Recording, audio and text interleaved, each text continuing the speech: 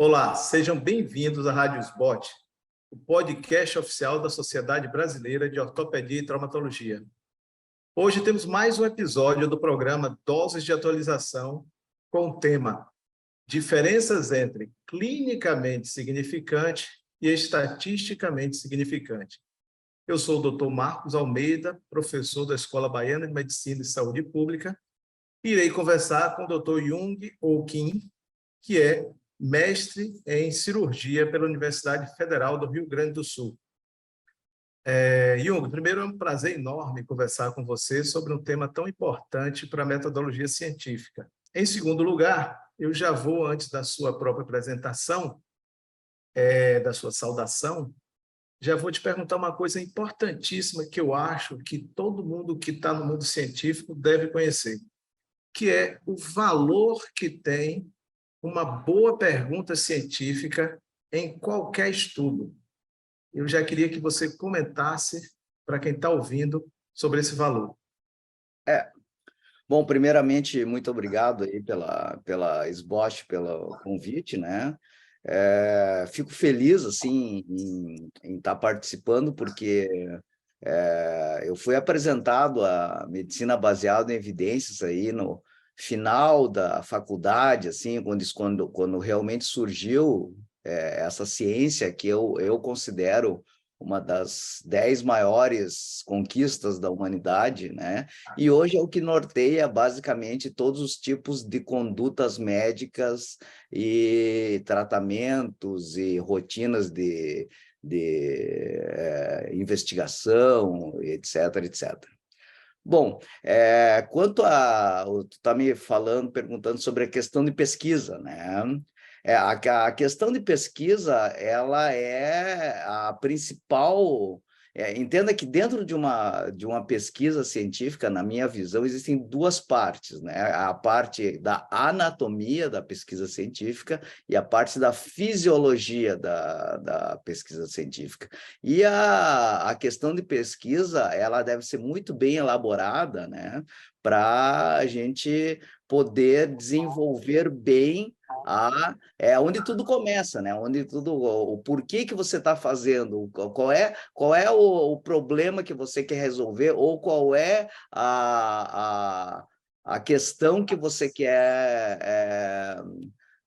responder, entendeu? Então, a questão dentro da anatomia da pesquisa científica, eu acho que a questão de pesquisa é a primeira coisa que a gente tem que pensar para poder desenvolver a pesquisa, né? Afinal de contas, pesquisas que não tenham uma questão relevante são pesquisas irrelevantes, entendeu? Né?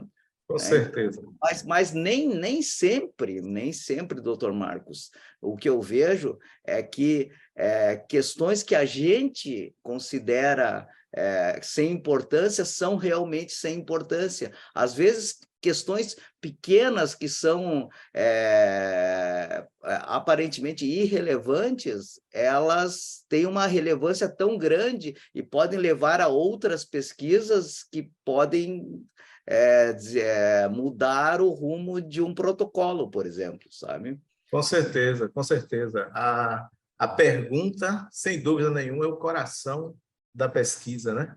Científica. Mas, voltando a essa anatomia, como você bem falou, da pesquisa, né?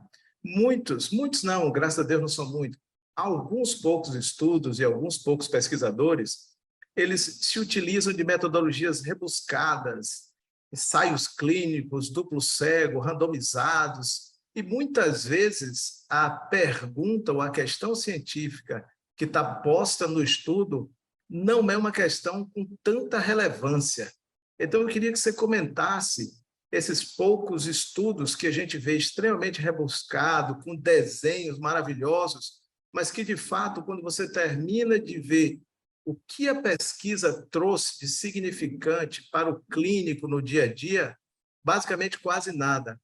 Como você acha que alguém que está iniciando na metodologia científica, começando a ter os primeiros contatos, pode identificar que está diante de um trabalho extremamente rebuscado, metodologicamente muito bem feito, mas cuja questão não tem a relevância clínica que a gente gostaria de ver no trabalho científico. Isso aí é uma essa é uma são, eu digo assim, são alterações que estão acontecendo ao longo do tempo, é a modernidade da pesquisa, né? Quando eu comecei a ler sobre pesquisa científica, essas coisas assim, ou fazer algumas pesquisas científicas que a gente não tinha nem noção, assim, né? Eu moro numa cidade aqui que é Passo Fundo, que é no interior do Rio Grande do Sul, né? Passo Fundo é mais conhecida pelo Dr. Oswandré do que pelo próprio Passo Fundo, né?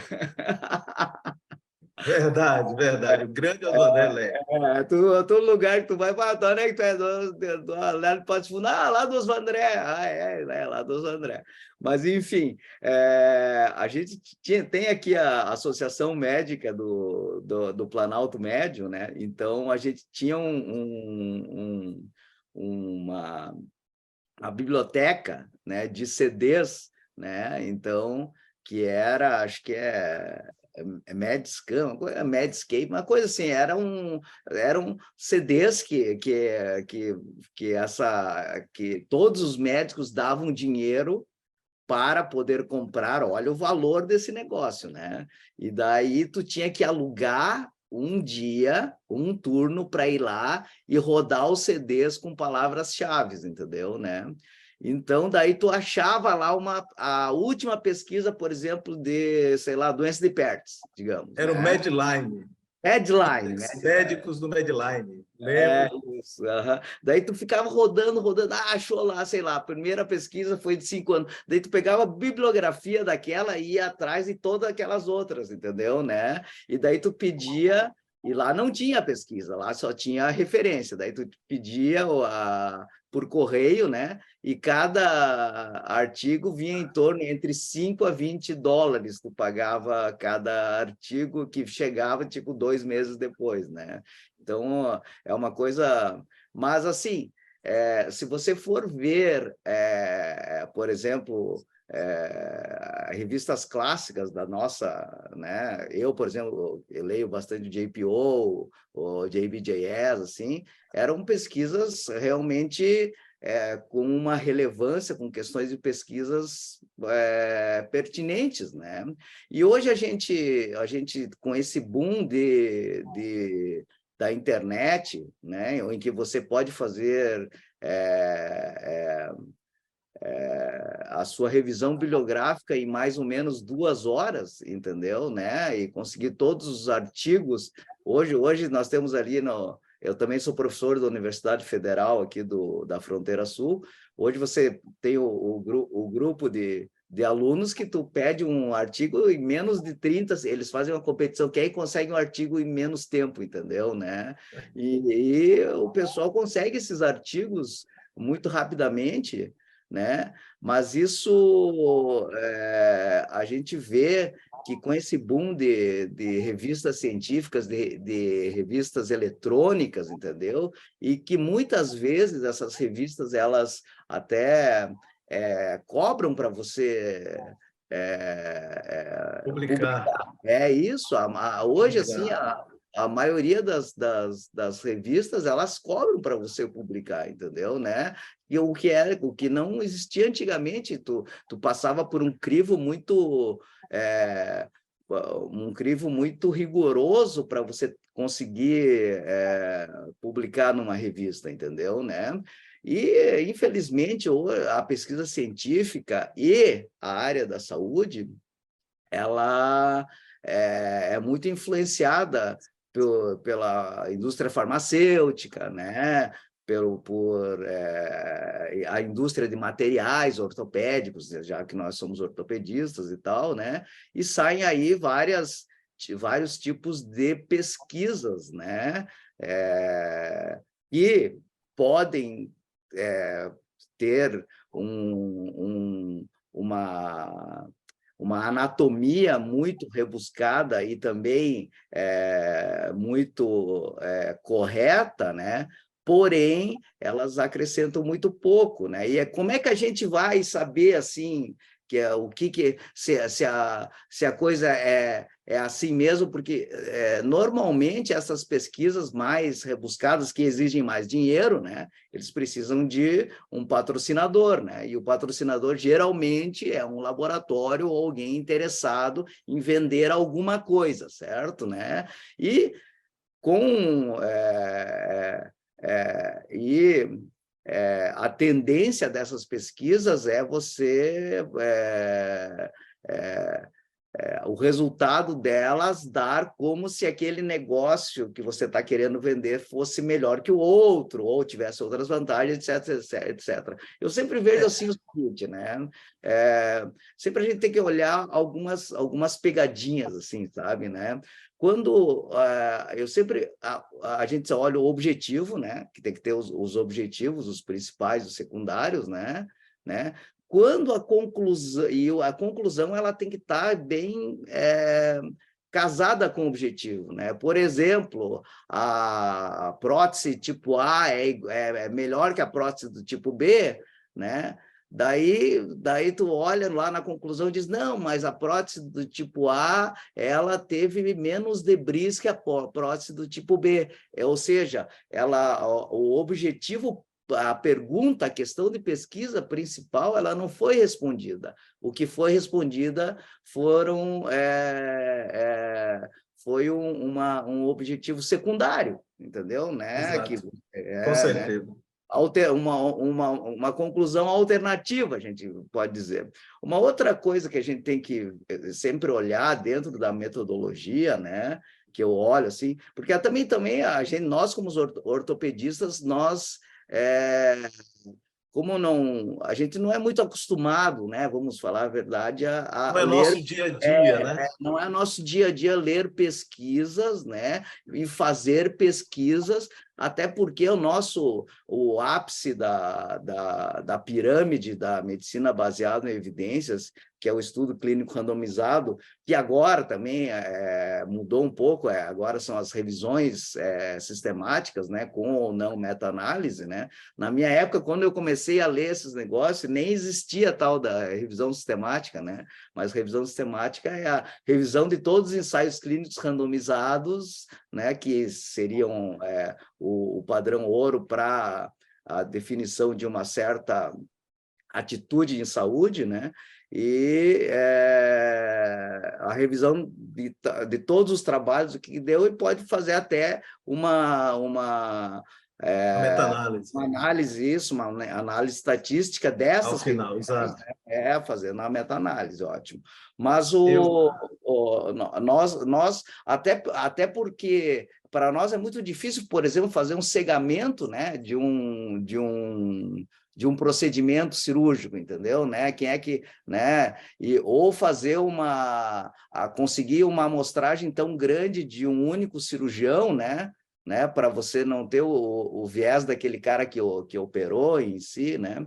Mas assim, o que eu vejo assim, então, as coisas que eu olho assim é quando eu vejo a amostragem, né? Se a amostragem, se os grupos eles são simétricos, entendeu? Né? E também eu vejo a questão de pesquisa, obviamente, e também eu vejo como que o cara fez a análise estatística, entendeu? Né? Então, se você... esse é outro ponto, com certeza, muito importante, que a gente vai tocar. Se você tem uma média, por exemplo, né? E daí essa média se distribuiu, obviamente, numa curva normal, né? Então, se você usou um T-de-student, ótimo, entendeu? Né? Agora, se você usou ali, tu tem alguns dados não paramétricos, daí tu usa a gente eu chamo de métodos estatísticos alternativos para você conseguir fazer aquilo dar certo, entendeu? Né? Daí quando você usa um teste estatístico assim que, tu não está acostumado, né? A olhar, e tu vai olhar, não, esse é um teste estatístico não paramétrico, inventado por não sei quem e tal, daí tu já começa a ficar mais mais Isso. tendencioso a não acreditar, né? Como você já adiantou aí uma curiosidade minha, que eu queria que você também falasse para as pessoas que estão escutando e que estão aí iniciando no mundo científico, eu vou já antecipar, então, minha pergunta, porque é isso, né? Como você falou, a pergunta científica ela pode vir, ela pode não ser tão importante, mas ela pode ser feita mais palatável com um desenho de estudo maravilhoso, mas o que importa não é isso, o que importa é a utilidade que ela vai ter no dia a dia. E também essa parte que você falou muito bem, a estatística também é outra coisa que eu falo sempre brincando para os meus alunos, que a estatística é como uma sereia, né? Ela encanta, mas tudo que ela quer é levar você para o fundo do esgoto, do fundo do mar, né? Ela quer te matar, te segregar, levar você para ficar lá embaixo do fundo do mar mesmo. Então, não se iludam com a sereia da estatística. Então, isso é outro ponto que eu queria que você comentasse. Como pesquisas ruins, perguntas clínicas ruins, sem significado clínico, elas podem ter significado estatístico, elas podem ser maquiadas por um significado estatístico, como você mesmo falou, até secundário às vezes. Às vezes o foco, o objetivo é um, e começa a se fazer análises bem rebuscadas e se chega a outra conclusão que, de fato, não é aquela primeira. Então, esse é outro ponto que você começou, mas eu gostaria que você aprofundasse mais um pouquinho. É, o ideal, né, doutor Marcos, seria que, voltando aqui ao título da nossa conversa, né, que o que fosse estatisticamente relevante deveria ser clinicamente relevante, entendeu, né? Porém, o que ocorre numa grande parte das pesquisas científicas, né, que norteiam as nossas atitudes, é que o estatisticamente relevante ele não abraça, né, o que realmente vai mudar você, no teu comportamento clínico, né? Por exemplo, vamos sair um pouquinho aqui da ortopedia, vamos entrar em, sei lá, uma coisa que eu leio muito sobre alimentação, essas coisas assim, sabe? Né? Sobre desempenho de atletas, alimentação, eu leio muito sobre isso, né? E, assim, às vezes tu tens ali uma diferença, né? Tão pequena, entendeu? Entre, por exemplo, um suplemento ou outro suplemento, né? Ou você fazer uma dieta X, uma dieta Y para melhor rendimento, né? Mas ela é estatística. Então, os grupos, eles são diferentes. Aquele lá que tomou o X do suplemento, ele é diferente do outro. Então, se tu vai ver o valor de P lá, deu P que é zero, deu o 0,05 lá, entendeu, né? Mas, se tu for ver, então, daí o intervalo de confiança, tu vai ver que as variações, elas são muito próximas, entendeu, né? Então, na verdade, né, o pesquisador ali, ele está tentando, né, ele fez o resultado deu estatisticamente significante, ou seja, os grupos não são iguais, né? Porém, se tu for fazer uma análise crítica daquilo que você da diferença que deu, essa diferença é clinicamente irrelevante. Então, a grande questão que a gente tem que olhar nas pesquisas científicas, né, é a diferença clínica mínima aceitável, entendeu? Né? Se você, a pressão, você, por exemplo, tomou um antihipertensivo, né? Você tem que diminuir pelo menos 20 milímetros de mercúrio, né? Estou falando hipoteticamente, né? né, da sua pressão sistólica, por exemplo, entendeu, né? Mas, o cara lá tomou lá, não sei o que, diminuiu 5 milímetros de mercúrio foi estatisticamente significante? Foi, entendeu, né? É diferente? É, né? Mas esses 5 milímetros de mercúrio vai fazer o quê dentro do tratamento da hipertensão ou da crise hipertensiva?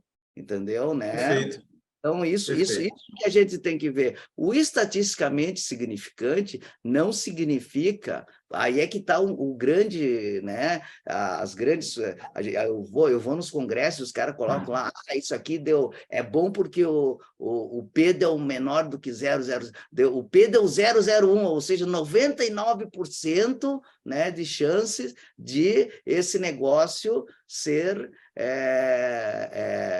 diferente da hipótese nula, por exemplo, né? Porque o P sempre está ligado com a hipótese nula, né? Você dizer que Isso. a hipótese nula ela não é verdadeira, entendeu? Deu 99% daquele do P, daquele tratamento não ser o resultado não ser ao acaso de não ser da hipótese nula, for a hipótese alternativa. Mas o cara não mediu, né, lá no trabalho, o quanto da diferença clínica, o quanto que, por exemplo, o biofosfonado X melhorou a qualidade óssea com o biofosfonado Y, por exemplo, né? Então, Exatamente.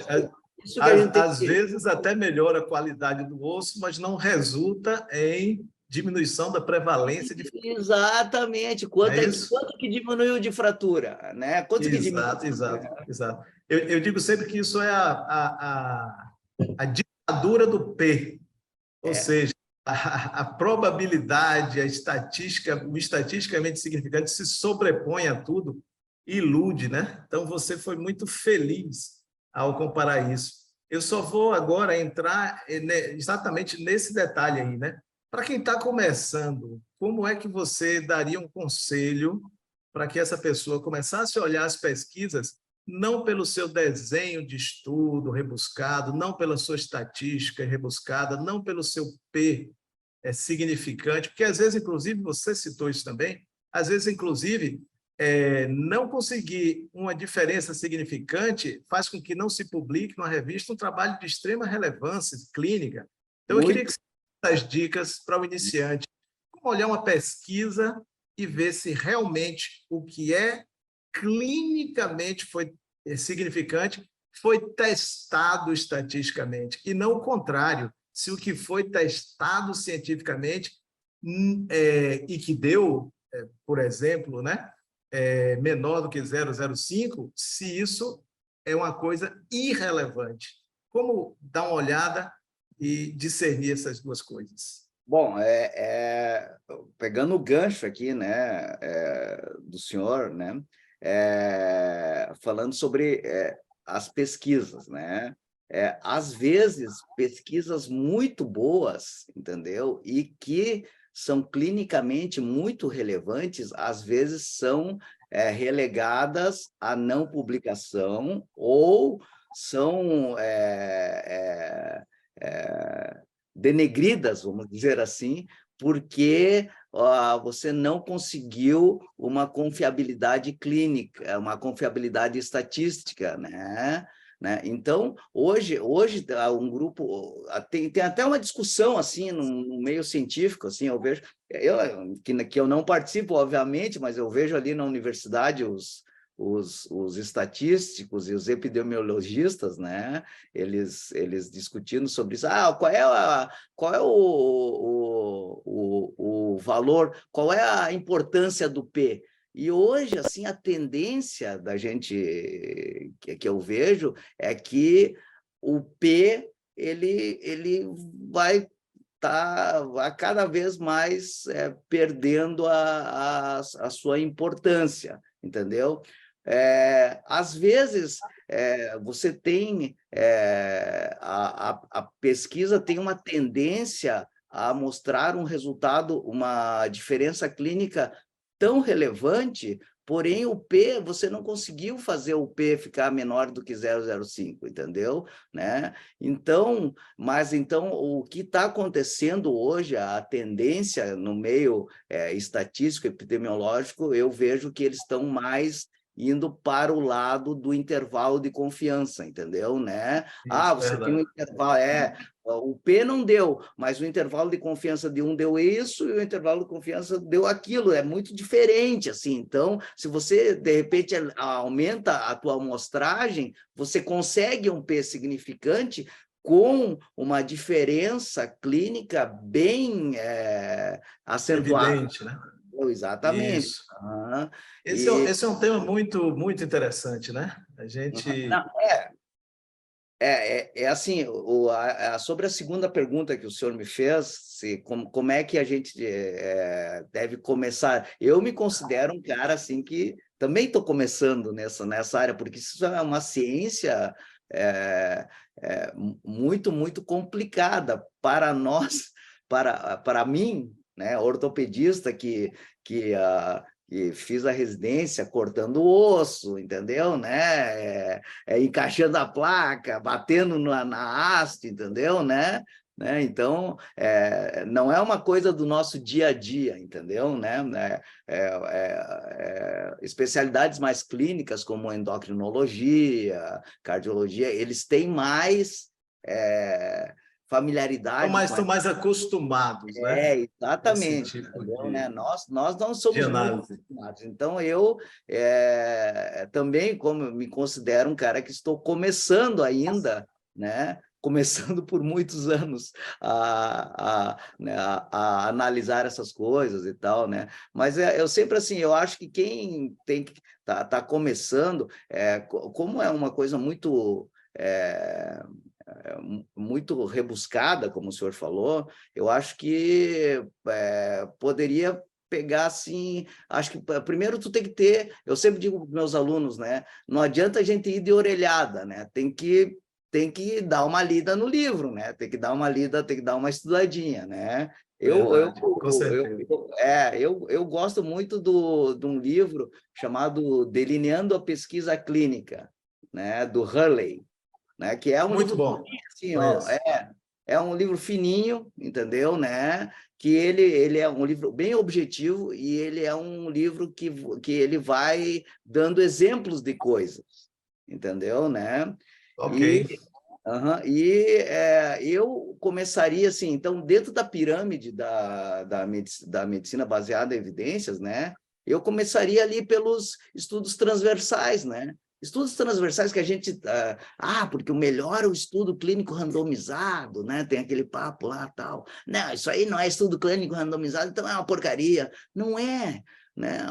Os estudos transversais que mostram geralmente prevalências, eles são muito importantes para o início de uma tendência, de um pensamento e que depois Claro, com pode virar um certeza, com estudo clínico certeza, randomizado, entendeu? com Né? certeza.